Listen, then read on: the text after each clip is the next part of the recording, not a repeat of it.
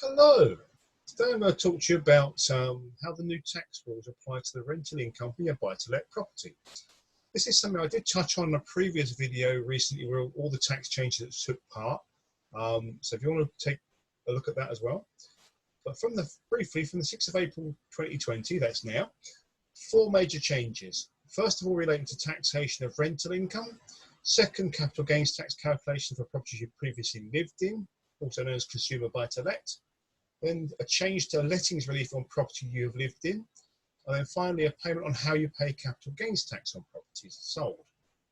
But for today, I'm going to focus on taxation of rental income because there seems to be a bit of confusion about how the calculations are done, and I just want to run those through for you.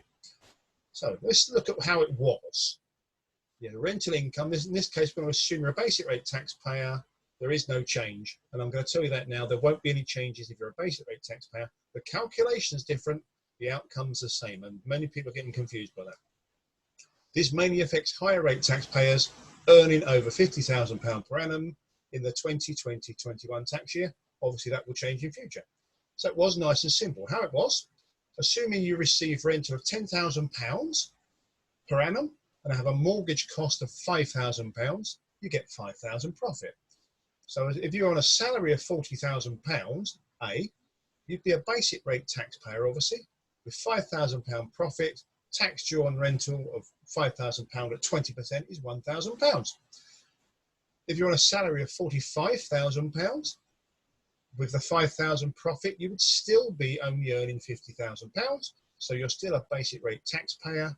Tax due on rental at 20% of £5,000 would be £1,000.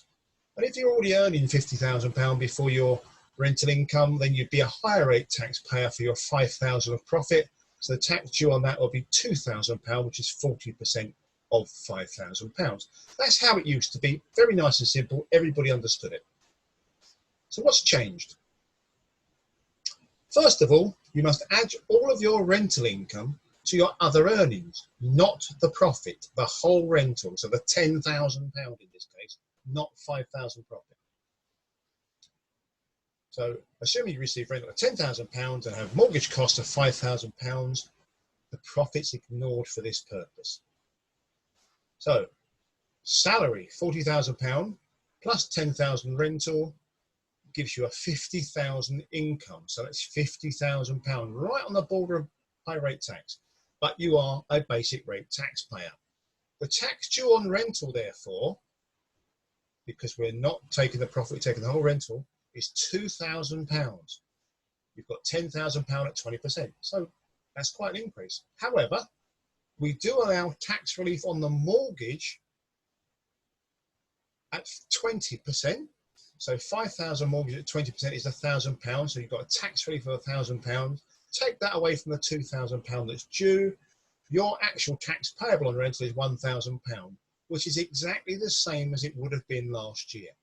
So nothing has changed, provided your income, including the rental, stays below the tax threshold.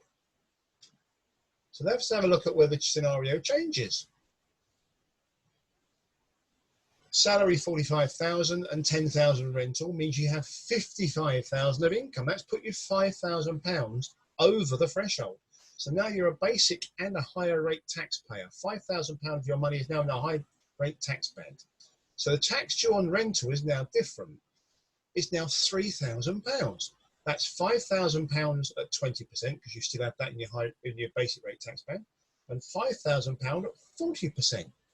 So that's £3,000 in total. The tax relief on the mortgage is still only £1,000, 5,000 mortgage times 20%. So the actual tax payable on your rental is now £2,000.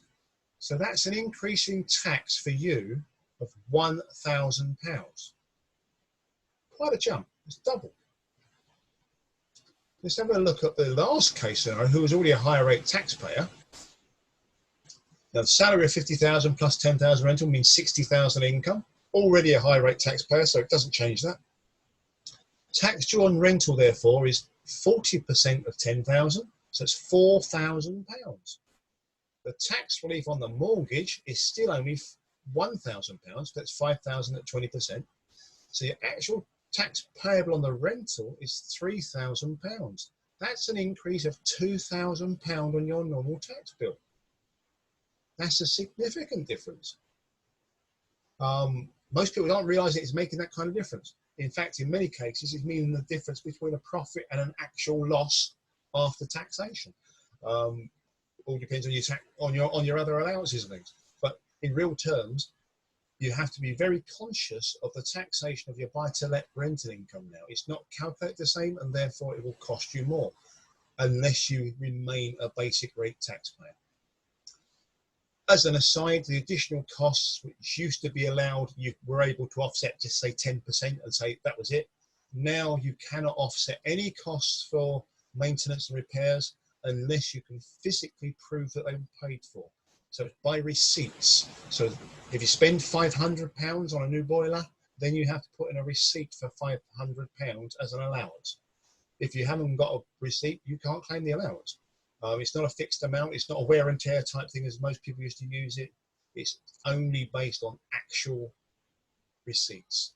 So work carried out. And obviously you then have to be aware that some things will not be allowable. If they've improved the value of the property but weren't necessary, they may not be allowable.